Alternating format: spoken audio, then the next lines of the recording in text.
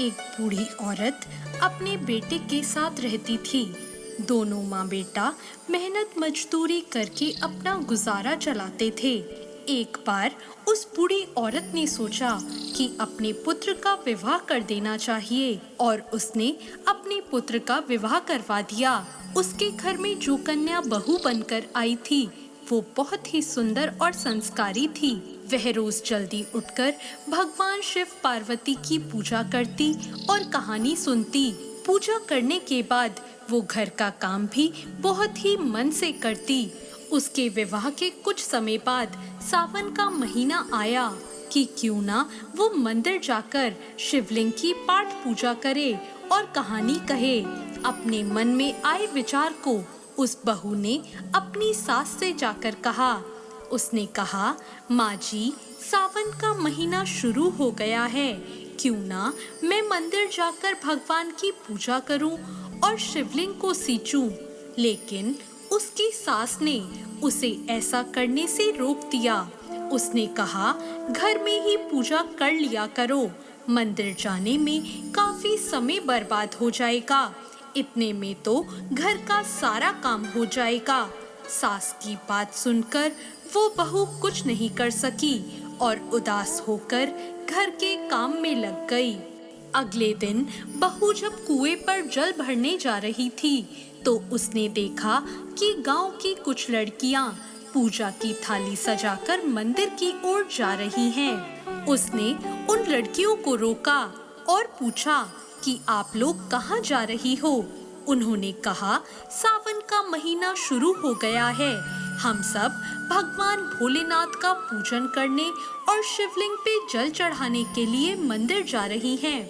यह सुनकर उसके मुंह पे फिर से उदासी छा गई। ऐसा देखकर लड़कियों ने पूछा, आप हमारी बात सुनकर उदास क्यों हो गई हो? क्या आपको भगवान शिव की पूजा करना नहीं आता? उसने कहा, ऐसी बात नहीं है, भगवान शिव तो मेरे आराध्य देव हैं, लेकिन मेरी सास मुझे मंदिर में पूजा के लिए नहीं जाने देती।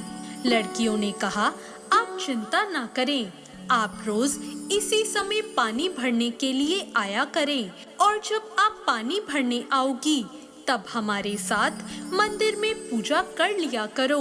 बहू ने कहा, मेरे पास इस समय पूजा की सामग्री नहीं होती और अगर मैं उसे घर से लाऊंगी तो मेरी सास को पता चल जाएगा। लड़कियों ने कहा, कोई बात नहीं, आप हमारी पूजन सामग्री से ही पूजा कर लेना। यह सुनकर वो बहुत खुश हो गई और अब हर रोज वो उनके साथ मंदिर जाने लगी। वहां जाकर वो शिवलिंग को सींचती और भक्ति भाव से भगवान शिव का पूजन करती और आरती कहती। ऐसा करते हुए सावन का पूरा महीना बीत गया और आखिरी दिन उसने सोचा, मैंने हर रोज उन लड़कियों की पूजन सामग्री से ही पूजा की है, क्यों ना आज कुछ अपना भोलेनाथ को अर्पित कर दूं।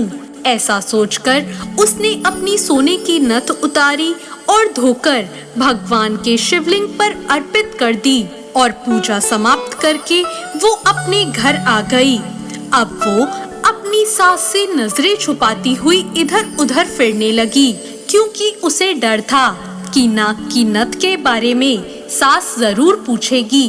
तभी अचानक सास की नजर उसकी नाक पर गई और नाक में नथनी ना देखकर उसने पूछा, तुम्हारी नथ कहाँ है? बहू ने अपनी सास से कहा, मैं नहीं जानती, शायद वो कहीं गिर गई होगी। सास ने कहा, बताओ मुझे, आज तुम कहाँ कहाँ गई थी, हम वहीं पर जाकर तुम्हारी नथ ढूंढ लेंगे।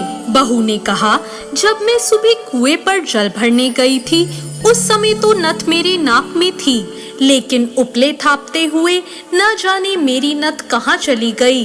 सास ने कहा, चलो हम वहीं जाकर देखते हैं। दोनों सास बहू वहां पहुंच गई जहां बहू ने उपले थापे थे। सास ने बहू से कहा, चलो हम दोनों उपले तोड़कर देखते हैं।